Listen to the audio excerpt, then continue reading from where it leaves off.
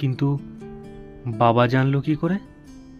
তারপরেই মনে পড়ে সেই যে ঝড়ের দিনে শুভ্রার ছবি হাতে নিয়ে দাঁড়িয়েছিল, তখনই হয়তো অরুণের বাবা দেখে নিয়েছিল অরুণকে, আর তাই এইসব প্ল্যানিং করেন।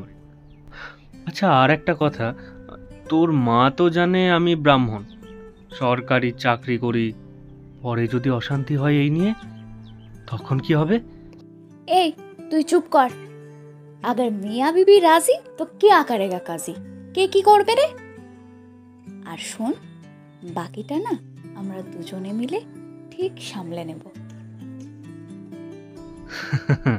তাহলে দেখলেন তো, ভালোবাসা যদি দুদিক থেকেই সত্যি হয়, তাহলে এভাবেও নিজের ভালোবাসার মানুষকে পাওয়া যায়।